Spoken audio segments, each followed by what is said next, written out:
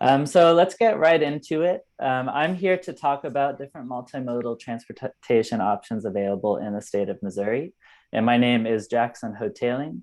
I'm the Community Engagement Coordinator with Missourians for Responsible Transportation. So during our presentation today, I just wanted to give you a little overview as we're getting started. Wanted to talk a little bit about what Missourians for Responsible Transportation is. I want to talk about the transportation options that we've had and what we've lost since then. And then I wanted to really go through and let you know like what kinds of transportation options are available. Trying to break down urban versus rural, traveling between cities, what kinds of options exist there. And then wanted to give a little bit of a breakdown about where we're headed. So what direction will transportation look like in the future in the state of Missouri?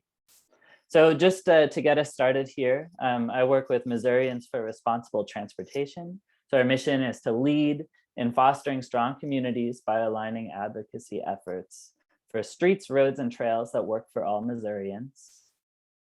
We are actually an umbrella partnership that was formed in 2018. There were 4 separate city-focused organizations that existed in Kansas City, Springfield, Columbia, and St. Louis, the 4 largest cities in Missouri. They are all focused in some sense on improving active transportation options, public transportation options in their respective cities, but they wanted to have a greater impact in rural areas and in Jefferson City in order to have opportunities to advocate for people across the state rather than just urban areas specifically. So I'm working with Missourians for Responsible Transportation. We're based in the Columbia office, but we do a lot of work across the state. So just to get us started here, trying to kind of set the stage for why my personal interest lies in this topic, why I like traveling by other modes besides cars. This is not a presentation that's trying to tell you not to use a car. It's just, I wanted to set the stage for what my personal story is, why I became interested in this topic. And I could go back to the beginning, but really I'm going to go to the last couple of years leading up to taking this position at the start of last year. So I was living in Indiana, and then I was living in Spokane, Washington for a summer. I had a car at that time. And I was planning to live in China for a year, and then 2 years was the plan until COVID happened, of course. So basically, in preparing for my trip to China, I ended up circumnavigating the globe. The only portion of that I really used cars for was within the United States. I had the car at the time. It was, it just made sense for me to do that. But in traveling outside of the country, and I ended up traveling through 27 separate countries before returning. I didn't use cars at all. I used trains, I used planes and buses and little trams and walking and all of it. But I really, I really did not recognize how easy it was and how much less expensive it was. So can you all see this map here? Could all see that okay? So yeah. Awesome. Thank you guys. So yeah, here's really what the start of the journey here from my uncle's house. And that's where I crossed paths again. Over the course of a little over a year and a half, I'd flown to China, and throughout Asia, it's very easy to get around. I was taking bullet trains. I took long distance, slower trains. I was taking buses, traveling between bigger cities near where I was living, traveling to some other countries nearby. I did not really set foot in a car besides a couple of taxis here and there. And that was just like out of convenience with large groups of people and stuff like that. But really at no point did I need a car. Heading over, I was in Europe for a couple months before my next jaunt of the journey. I was taking planes and buses and trains primarily, traveling throughout mostly the Balkan states. And the ease of use is just beyond belief. Traveling through Turkey, traveling through Bulgaria, it's just like hop on one train, go to the next train kind of a thing. And you don't need to plan ahead, and it's less expensive. It's just how people get around. So it's not even a thought that you would consider using a car. And then I was living in South America for 6 months, right before COVID. So truthfully, I didn't need a car at any point during this leg of the journey either. There'd be little vans available that you can take to basically any small town or village if you wanted to. I was able to go from the mountainous areas to the coast. I was able to go from the mountainous areas up to the jungle and over to Machu Picchu and all of that kind of stuff, even traveling internationally between different buses. It just blew my mind how easy it was and how resources were saved in that way. So getting back to the United States, it's back in a car-oriented area, but I want to no part of that anymore. So that's why I'm here today, in part. So I would just want to get back into the presentation, just let you know a little bit about how Missouri used to be. What we had in the state was not too different from what still exists in almost every other country in the world. So let's continue. Just to give you a quick amount of Missouri history here, for thousands of years, Missouri was really one of the focal points of transportation throughout the continent of what is now North America. There were the two major rivers, the Missouri and the Mississippi River. And at the confluence was a city called Cahokia. As far as we understand now, there was no larger city in what is now the continental United States until Philadelphia in 1800.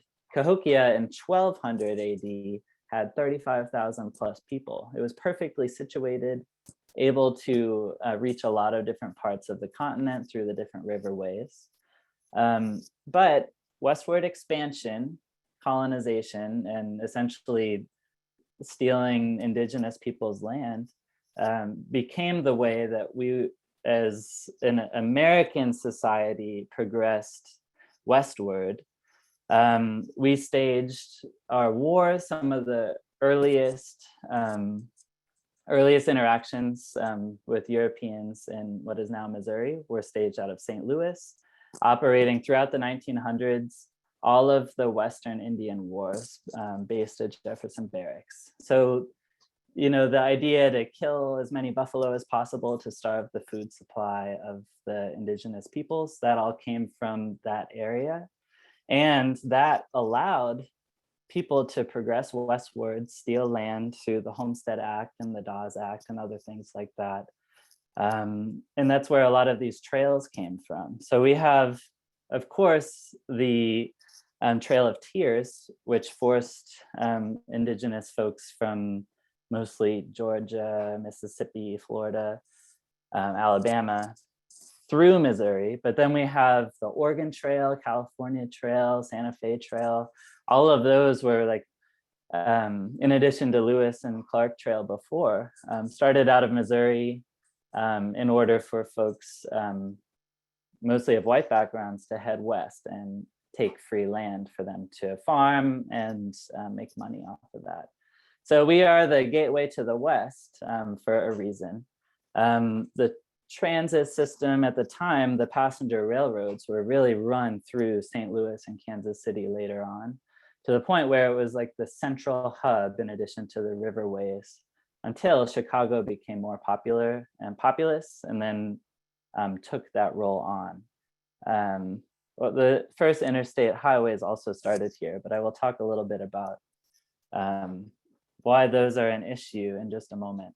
So if we're looking at what we had, Kansas City and St. Louis had some of the largest railways and rail stations in the United States. St. Louis, when it opened in 1894, had the world's largest train station, at least if you look at it from all of the tracks on one level.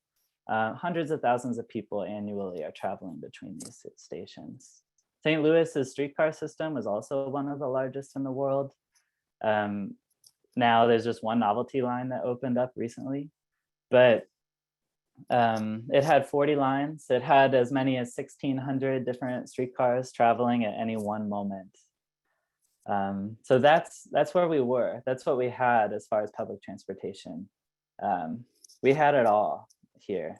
And through segregation, through urban renewal and forced redlining of different communities, we would demolish entire neighborhoods that were deemed blighted, often to be able to construct interstates, mainly in Black neighborhoods, other minority groups that existed in the different cities.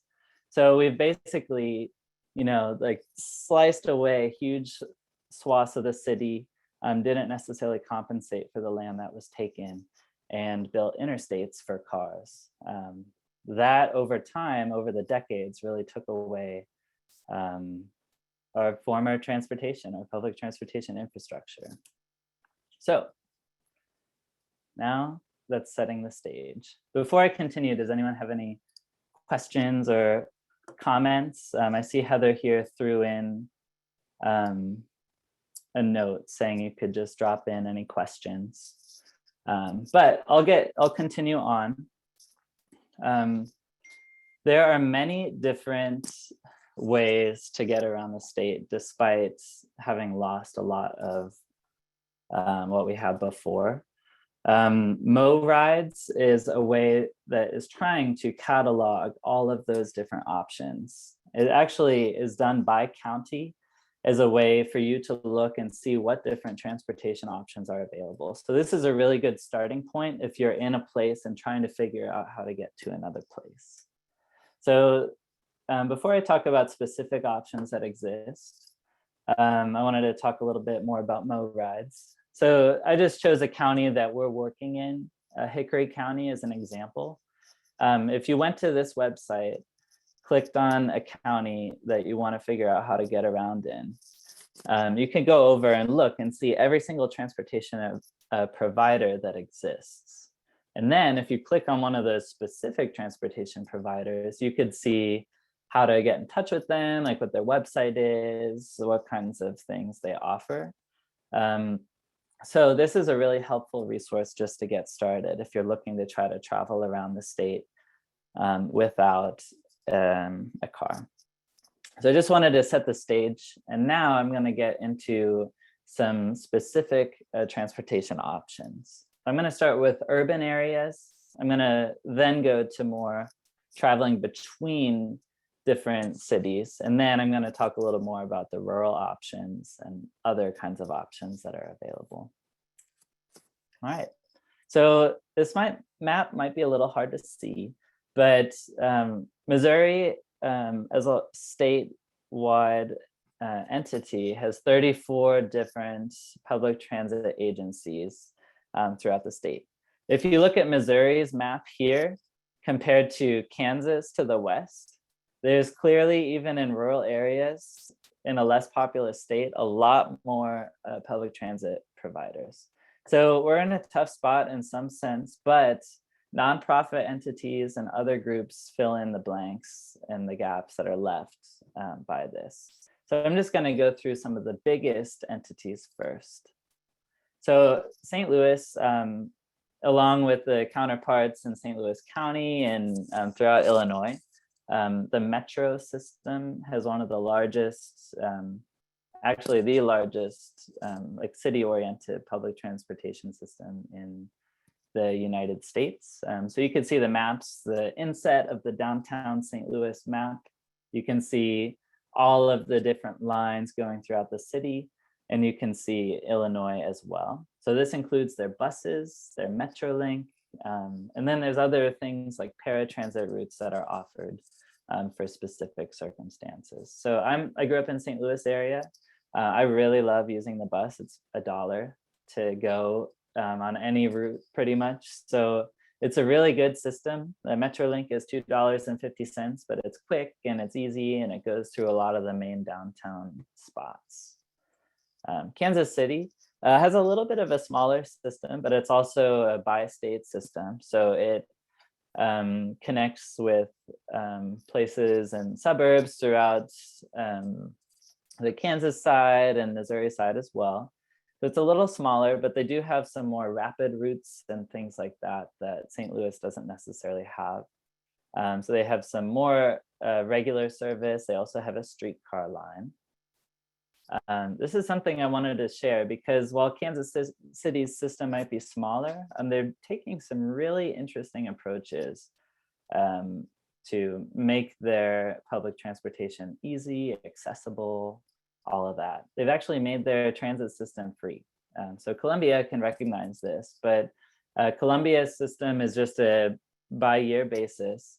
Kansas City, they're experimenting, and it's looked at as a flagship model for other cities, like Albuquerque, for example, that has just started doing a similar thing. Meanwhile, in St. Louis, they're currently in the process of investing $52 million to add turnstiles to make sure that people don't evade their fare. Essentially, this could be an issue for lower income folks that otherwise would use the train or use the bus that might not have that option. So rather than investing and making it fare free, something like that, they're actually digging deeper into the cost of preserving being able to pay for a fare. So it's an interesting difference. Just wanted to highlight that, and it'll be curious to see where the two systems are down the road. Kansas City seems like it's gaining capacity. St. Louis still has a lot of struggles with ridership at the moment. So the third largest city, Springfield, has a super robust transit system that I've been lucky enough to use over the past year. It goes pretty much every 30 minutes. It goes later in the day up until 10 p.m. So if you compare that with Columbia's system here to the right, Columbia has basically half as large a system for not that much a smaller city. It also ends at 6:45 p.m. here, and it's not even what it used to be 5 years ago. This is a map from a 2016 report. It was published in 2017, the report itself. And this is the transit network that, to me, it just completely blows my mind. There was 11 lines. They went not just to one specific node, but they connected to a lot of different areas and connected with the different lines. They reached most of the city and most of the populous areas that way. So in a span of 5 years, we've lost a super significant amount of transit access in the city. And it's concerning, but something that I deal with day to day as somebody who rode the bus to get to this meeting an hour ago. So it's something that people in all walks of life are experiencing. Just wanted to highlight that, and fingers crossed that things turn around. These are some smaller cities, some of which actually have larger systems than Columbia. Jeff Tran's system in Jefferson City is a really comprehensive one. It reaches most all of the populous areas of the city on almost the same amount of lines that Columbia has. St. Joseph's system is also significantly larger than Columbia's bus system, even though it's about 2/3 the size population-wise. I also included some other systems like Cape Girardeau and Joplin that have multiple lines, but those are smaller cities.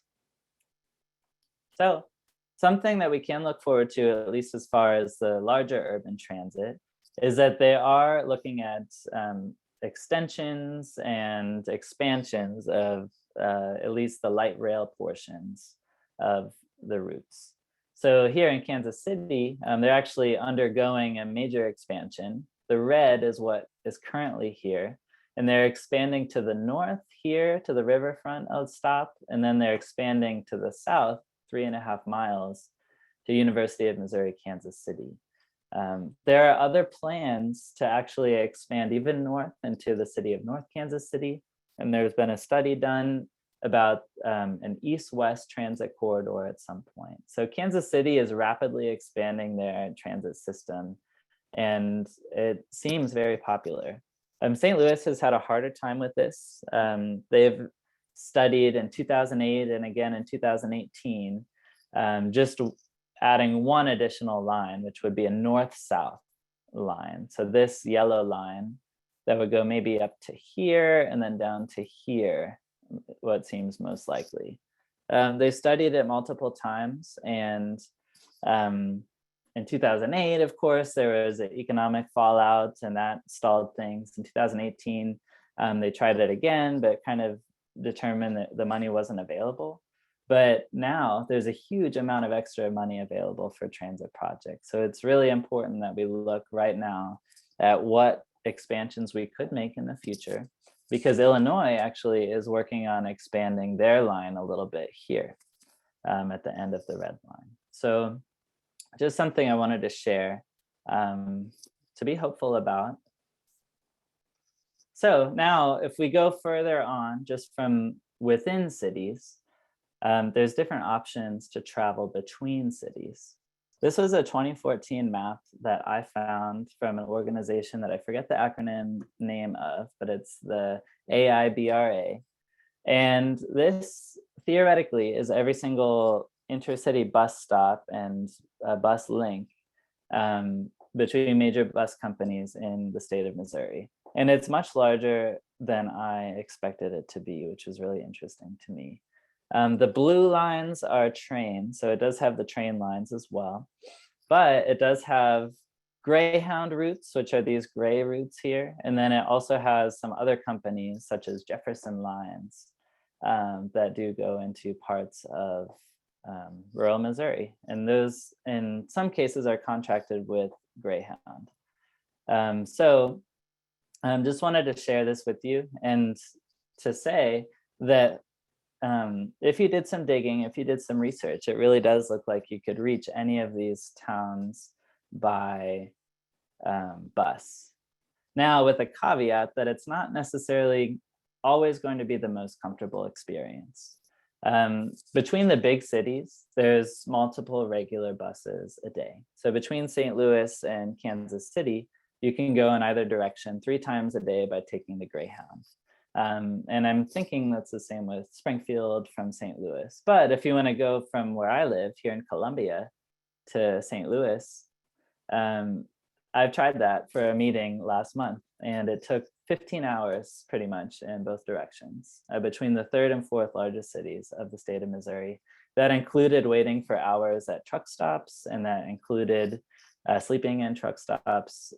So that's something you need to keep in mind if you want to travel by bus. So I just wanted to give you a quick walkthrough of what the Greyhound bus stops look like and how they could be pretty inconvenient for folks that live in a town that might want to access. So let's just walk through each bus stop that I took to get from Columbia to Springfield. So when I did this a couple months ago, the bus leaves straight from Wabash Station downtown, 1 out of the 3 times it goes through Columbia. So once a day in either direction, you can go straight from downtown Columbia, and I live 2 blocks from the station, so I could walk there. And I can actually take the bus to downtown St. Louis or downtown Kansas City, which is awesome and perfect and makes it work. But if you live in other towns along the route, it might be a little more difficult. Pretty much every bus stop, besides in the biggest cities, stops at a truck stop. And these could be miles away from the center of the city. So what I've done here is I've taken, for each truck stop, you can see the walking distance it takes to get downtown. And then imagine paying an Uber. If you went to the Columbia truck stop of the Greyhound, it would take a $25 Uber to get to the center of the city of Columbia. And that's more than the bus ticket itself from Columbia to St. Louis. So that would take almost 4 hours if you walked there directly. In Fulton, it's a little bit less, but it's a similar story. It stops at a truck stop outside of town, almost an hour to walk to the center of town. So there's colleges there, there's several universities, right? Industry, things like that, but it drops you far away from the center of the city. So people need to pay or ask a friend or neighbor or something like that for a ride to the bus stop. There's another stop in Wentzville that I actually was trying to find more information about where it was. And I've seen it, I took this photo, but there seems to be no information online currently about where the stop is. And I'm wondering if it was just canceled without any notification. So that's an issue that might happen too. But at least downtown St. Louis, the bus stop's directly near the transit center, so you could connect to the Metrolink and all the buses that go in different parts of the city. You can walk to major things in the downtown area easily. Leaving that though, it does stop at the airport, and it stops not right at the airport, it actually stops across from a highway without any crosswalks. So I'm hoping that there's a shuttle that takes you from there to the airport, because there's no easy way or safe way to walk there. And same deal in Rolla, it stops miles west in a town called Doolittle for some reason, at a truck stop there. And then even getting into Springfield, the third largest city in Missouri, this is the bus stop for Springfield. So I had to walk for an hour and then connect to a bus that took me in to a meeting that I went. So just wanted to share that with you a little bit. We do have other options for travel too. So beyond the buses, some other large cities will have access to trains. And these are incredible options if you live alongside them. It's really one of the most fun ways and convenient ways to travel. You could read, you could talk to your seatmates, you can walk around, and it's an awesome experience. It doesn't really take that much longer than driving. So between St. Louis and Kansas City, there currently is one train a day. There used to be 2 trains a day, which I'll talk about in a second. And then there are other long distance routes. So between Kansas City, you could go directly to Chicago, or you could go directly to Los Angeles. And same in St. Louis, it just takes a southern route that goes through Texas. The main train in Missouri, it's actually a Missouri state operated train called the Missouri River Runner. So that's this blue one right here. It's the only one just between Kansas City and St. Louis, and it's operated completely by the state of Missouri. It makes a huge amount of money for the state for different reasons.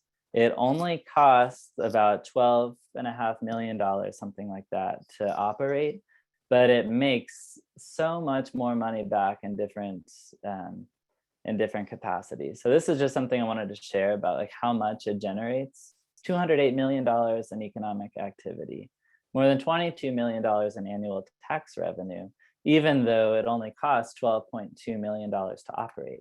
So it makes sense that you would want to have more trains because it's able to generate that much more of all of these different categories for money, for labor, all of those kinds of things. But it's been a contentious issue because some legislators are interested in cutting the service. So to cut it just to one train, it's only something like a $2.5 million loss, but that really significantly cuts down on ridership. So this is just a story about the last time they had cut ridership. There have been a number of times the past few years where they've had 2 trains, cut it to 1 train, put it back to 2 trains, put it to 1 train. It's extremely unreliable, and I'm still not 100% sure when it's going to be put back to 2 trains, but it was agreed that that will happen.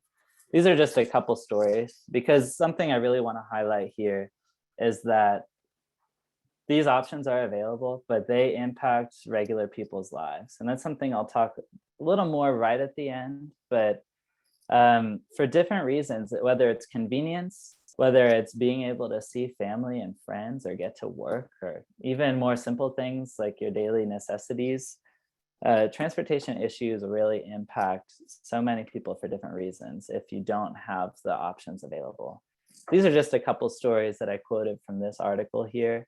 They're traveling for different reasons. It's just a struggle when your schedule is taken out of your hands. So that could be a really frustrating thing. I did include here briefly, just didn't want to leave out, you can travel by plane in Missouri as well. This scene here is from one of my favorite movies called Planes, Trains, and Automobiles. Watch it every Thanksgiving. It was filmed partially at St. Louis Lambert Airport. The most funny scene where Steve Martin is the most angry. These are the different airports in Missouri. Just wanted to highlight that briefly. A lot of smaller airports, some private airports, things like that. And several major airports, including St. Louis's airport, which just got an international flight to Frankfurt, Germany. And there's some international flights operated out of Kansas City as well. So now moving on to the rural transportation options that exist. This is really what a lot of my work with MRT is focused on. Really want to highlight the options that exist. This is a state map of rural transit operators throughout the state of Missouri. But if people lack transportation options, friends, family, and neighbors are really kind of the main resource that people have to get around. Nobody wants to ask their friends or their neighbors every single time they have to go to the grocery store, but sometimes people live 30 miles from a grocery store and they can't operate a car for many different reasons. Something to keep in mind is that 4.2 million Missourians are licensed drivers, meaning that almost 2 million Missourians are not licensed and do not have a license to drive a car. So for those people, they could be young or old people, they could be people with disabilities. 40% of people with disabilities don't drive. They could have had a DUI at some point, and that's okay. That, you know, like people need to get back on their feet, but without options, you know, there's little that you can do, especially in rural areas. So having to rely on other people is really a challenge and something that we see every time that we travel to rural Missouri.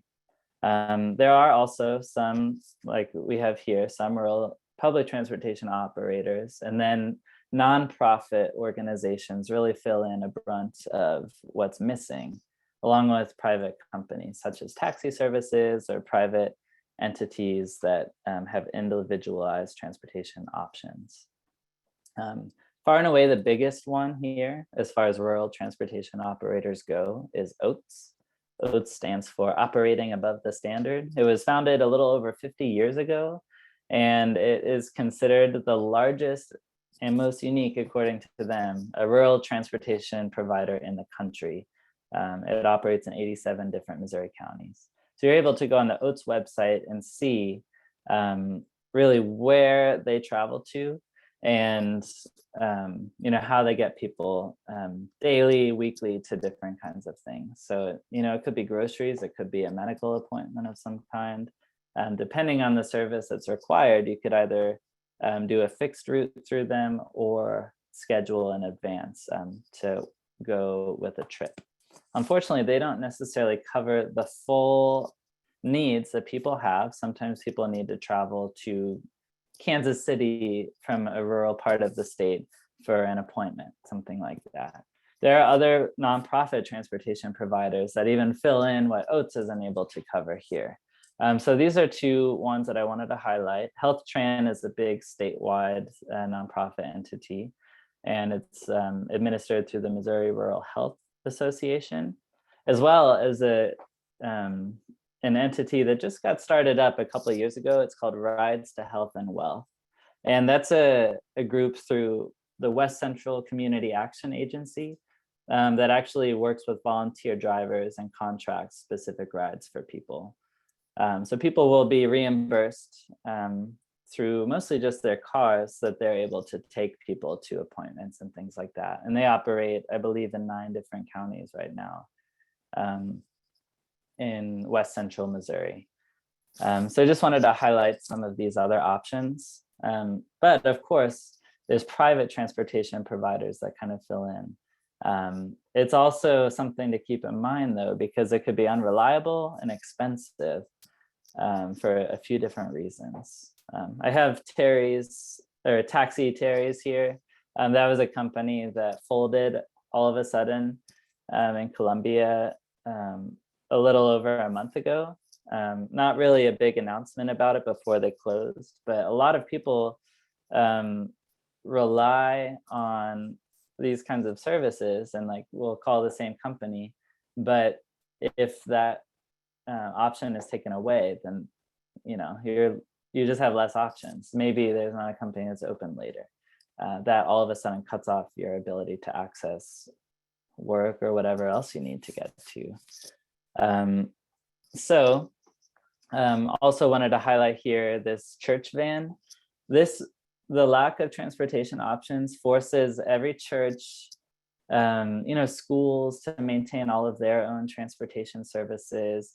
Lots of different entities that normally wouldn't need to in other cases that would have access to transportation, but because we don't make that accessible, that puts the cost on each individual organization. This church van, it's going to be used once a week, but they still need to use it and pay for it and maintain it. And that is a huge drain when you might not need to do that at all if there was another option available. So really it's unfortunate, but it's the state that we're in right now. Just wanted to highlight those options. So those are some of the main traveling between urban areas, like within urban areas, and in rural areas. There's other options as well. One of my personal favorites is riding a bicycle. I had never really done a long distance bike ride before. I've done like one trip when I was 13 for a few days, but I got a bicycle with COVID relief money. I was very grateful for that. And that has been my main form of transportation over the past year and a half since I got it. So I've never done like any long distance camping thing by myself, those kinds of things, but these are the most of the overnights that I've done. Some 200 miles or more, some for work meetings, some just for fun because I had time in Missouri. So I just wanted to highlight this as something that does exist. There are incredible trail networks. I rode from the state of Kansas to Columbia, Missouri, only missing about 10-mile gap or 8-mile gap in the trail when I did that trip. And you could head east or west. You could really go all over to some different places by bicycle. So it's an incredible opportunity if you have the time, at least to travel within your city to get to work. It saves money, it is fun, it's exercise. There's just so many reasons why I love riding my bicycle, but it's one of the many options that is available. These are some of the official bike trails in Missouri. There are also some state and national bicycle routes that are not included on this map. But as far as trails go, or designated marked trails by MoDOT, these are the main bike trails that the state recognizes. So several of those go through Columbia. So the Katy Trail goes through Columbia. There are other trail-specific areas like the Frisco Highline Trail, and one that's not included, but we're hoping will be included very soon, is the Rock Island Trail, which part of it is completed between Kansas City and Windsor, Missouri, but will extend another 144 miles to the east. So that's a huge thing coming ahead of us. To just include a little bit, this is one of my trips. This was the trip in the Pleasant Hill area of Missouri is the name of the town. And there's a few different kinds of trails. It cuts through some towns, it's protected. Even a town of 3,000 people, it has a parking and car protected area here with these bollards. And then it connects to trails and other things like that. So it's a super beautiful area. And just one of the many reasons why I really like doing that. Again, you could travel by foot. I love walking as well, and I walk whenever I get a chance. Within communities, it's really hit and miss about what the sidewalk infrastructure looks like, whether it is safe to walk in certain areas. In rural communities, especially, such as this photo in Windsor that I took, you can see these are some of the better maintained sidewalks in the entire city. And there's no sidewalks on the other side, yet children are still going to be playing. And, you just have to hope that people are careful in these scenarios. But luckily for Windsor, they just approved a sidewalk and transportation tax that will hopefully fix some of these sidewalks down the road. So that's one of the things that we're really proud of them for, as we've been doing work in that community. Also wanted to highlight there are some long distance walking trails in addition to the bike trails that exist. The Ozark Trail is going to be a cross state from the central part of Missouri up to near St. Louis, a bicycle trail. And it's already partially completed now. So you can walk for 80 plus miles, I think, just on trails as it is. And the idea is for it to connect to some trails in Arkansas. So it could be a huge trail network to rival the Appalachian Trail down the road. Just wanted to highlight that there. And they've been doing some great work to get that going.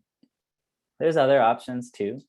There are water trails that exist, rivers and streams that people use regularly for leisure, but also for transportation in some cases. The MR 340 is a huge event, essentially a race by kayak, canoe, as far as I know, throughout the Missouri River. It's 340 miles down the river. This water trail here, Darden Creek Blue Way, was just designated, I think, within the past few days as a water trail. So the phase 1 is one that they're going to have, and they'll be like building little boat ramps and things like that, and working on conservation along that creek, and hope to make a more connected set of streams to do this new water trail system, which will be pretty cool. There also are some ferries that are operated by MoDOT. There are currently 6. I think one is out of commission right now. So those are ways, and I've used one to get across to Illinois on the Mississippi River when there's no bridge. So those are helpful. And there's tourism, like riverboat tourism, such as other cruises that you can do down the Mississippi River, and other floating opportunities, things like that. And lest we forget, there's actually a very large Amish and Mennonite population in Missouri. Some Mennonites will use buggies to get around, depending on the sect. You can see this Dollar General here actually installed a hitching post in one of the towns that we work in. So we'll regularly see buggies posted up on the Dollar General so people can get some basic grocery kinds of things like that. Windsor is another town I was just talking about, but you can see there's a horse and buggy going through the center of town. So that's something that happens as well. So we want to be mindful and make sure that we're watching out for them on the roadways, and doing our best to make sure we accommodate for all modes of transportation that people will be using. So when I was doing this presentation, I kind of was thinking about some of the overall themes that exist up to this point. Where do things stand? What can we see? There's really promising aspects and some concerning aspects as well. Like I mentioned before, nearly 2 million Missourians don't have a driver's license. So these people would rely on multimodal options if they existed. If they don't, they're telling their friends, neighbors, and family, I need to get food to exist. Please help me. That gets old, and people don't want to, do that if they have their own stuff going on, and it's a hard thing to do. Something else that exists in the current situation, we had incredible service historically, both small rural towns and urbanized areas. I don't know if this is the case for Missouri, but Iowa by 1890, it has 99 counties. Every single one of their county seats was serviced by a passenger railroad. Missouri had a huge passenger rail system as well, as I mentioned. So we talked about that and within cities and between cities and in rural areas. But now things seem very disconnected. We have rides as an entity trying to connect all of those little bits and pieces together. But myriads is only one thing. You have to know about it to really be able to use it. And it's not the most user-friendly service out there at this time. You can't book trips between different entities to get from one place to another. Something else to keep in mind, nonprofit transportation programs fill in a lot of the gaps that are left by a lack of state and local funding support. I had mentioned the Columbia bus system where we live. As far as I understand, last year, the state of Missouri gave $20,000 as the main contribution to the city bus system. So that can't pay for one employee, that can't pay for a bus. So cities are left to fill in the gaps, and they might not devote those resources because they don't have enough. It's always a big challenge trying to navigate all of that. We're continuing to lose service very rapidly. As my Columbia example mentioned, even in the local bus to where I grew up, it cut service in half in 2019. So it was, rather than running every 30 minutes, running every 60 minutes. That's noticeable. When you have to wait for 45 minutes between a transfer, that's not as useful as it could be. So we're still losing service for the most part, except for the light rail expansion opportunities that I mentioned. But looking at Columbia and looking at Kansas City, there currently is some free or reduced cost public transit available. So that could be a really good opportunity, especially for low income folks that would or could use the system if it was cost accessible for them. At the same time, as public transportation is having some hardships, active transportation has seen an explosion of support recently, which is really important to keep in mind. It's really amazing that we might have a lot more active transportation options available in rural communities. MoDOT has recently hosted a complete streets training, maybe for the first time, just as to be able to recognize and discuss some of what a complete streets concept could do. When I say complete streets, in my next bullet point here, that really just means streets that account for all road users. So people that walk, bike, take transit, use wheelchairs, things like that. And one other thing we've noticed that we're trying to address in our work is that we need active transportation planning at the state level. We have a active transportation coordinator, and the position is currently not filled. So that's a federally mandated position. So we need to be taking those kinds of things seriously. Just wanted to give you a highlight here too, when we're comparing to other states and looking at our own state budget, as we think about where we're headed. In the past, Missouri has dedicated 28 cents per person for public transportation annually. You could see here in the graph to the right, significant losses over the last couple decades. So compared to fiscal year 2002, there was a little over $8 million dedicated. In 2013, it was $560,000. It's risen slightly, and there's potential very soon, if the governor signs off, that this $7 million general revenue might be added on to public transit systems. So all of a sudden, there might be a huge increase, even back to pre-2002 levels, for public transit support. So let's hope for that. And that could make a huge difference to the cities that might not otherwise be able to fund what they want and need to, and to get back to their pre-pandemic and pre-2010s service cuts that have existed. So related to potential opportunities, the federal US Department of Transportation released a document outlining some new opportunities available for Missouri. So they're working on Vision Zero plans, so trying to make areas safer, especially for cyclists and pedestrians. They want to invest more money to improve public transportation options across the state. So over 5 years, that is a huge amount of money that was never there before. That could theoretically transform a lot of what we're seeing currently in the state. They're looking at expansion of an electric vehicle charging network, which would be really helpful because that's disconnected as well. And for rail improvement, safety grants, things like improving grade crossings, which would also improve speed of service. So we're talking about what's happening at the state level. This is what MRT is really doing to try to address some of these challenges that exist. We're connecting with rural communities. We're doing our best to try to connect with folks that are overlooked through the process within rural communities, and honestly, rural communities as a whole are generally overlooked in these kinds of decisions. They're often required to do federal matches, paying $100,000 for a $500,000 grant.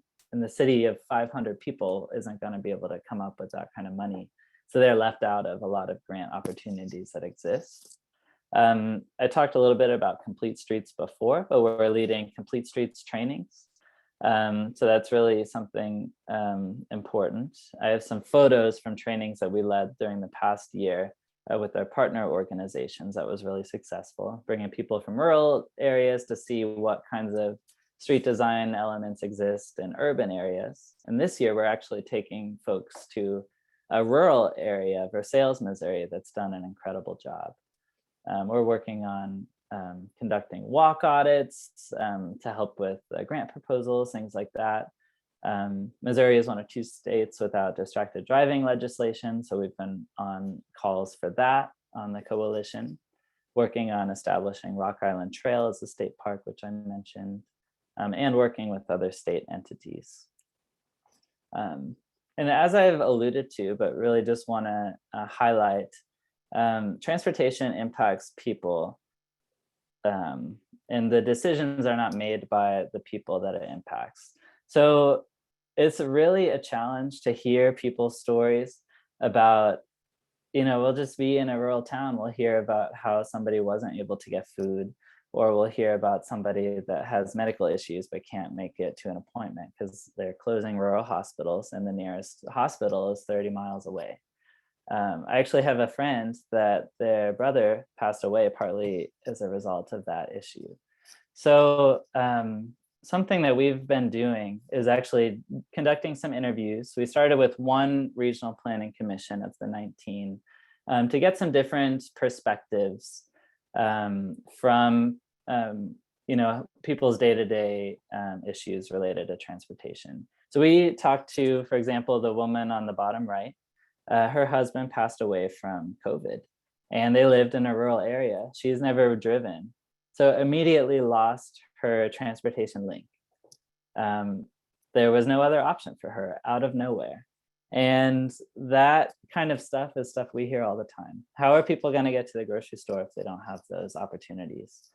So we're hoping to have these videos completed in the next few weeks, which we'll be sharing on our social media and trying to share with lawmakers as well to let them know that decisions that they make related to transportation impact people's day-to-day lives in a serious, serious degree. Here's what you can do.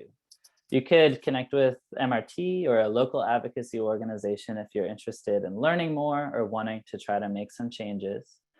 We have a Missouri Complete Streets Advisory Council group, which also is something that we really want to highlight.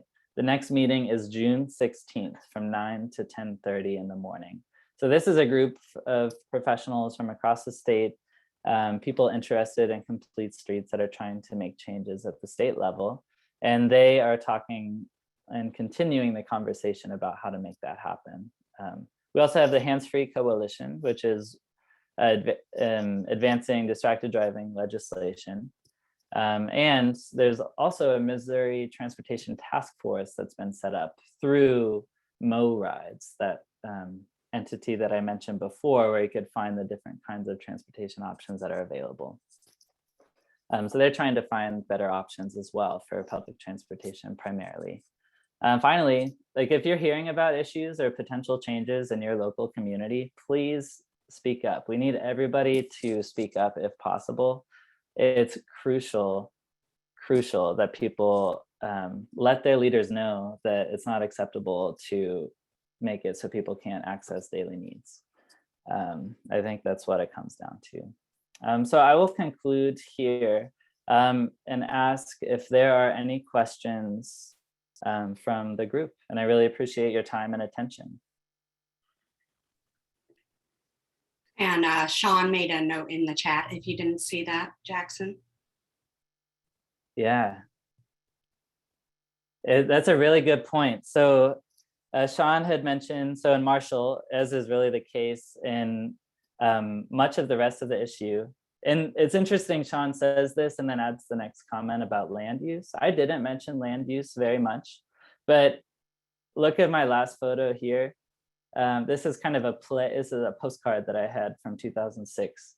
It's a mostly empty parking lot. We devote huge amounts of land to car infrastructure, parking lots. We put things separate through zoning from each other, which exacerbates all of these problems that exist. So it's a bigger problem than I'm personally able to tackle, but it's really kind of one of the main things that's feeding into these issues. So thank you, Sean, for that comment. And that's something I hope we could kind of focus that attention towards. Like I mentioned right at the beginning, the city of St. Louis, talking about those neighborhoods that got demolished, those are all neighborhoods that had a corner grocery store, everything was accessible by foot. We've made it through the interstate, so people have to drive to get to those places. Any other comments or anything like that?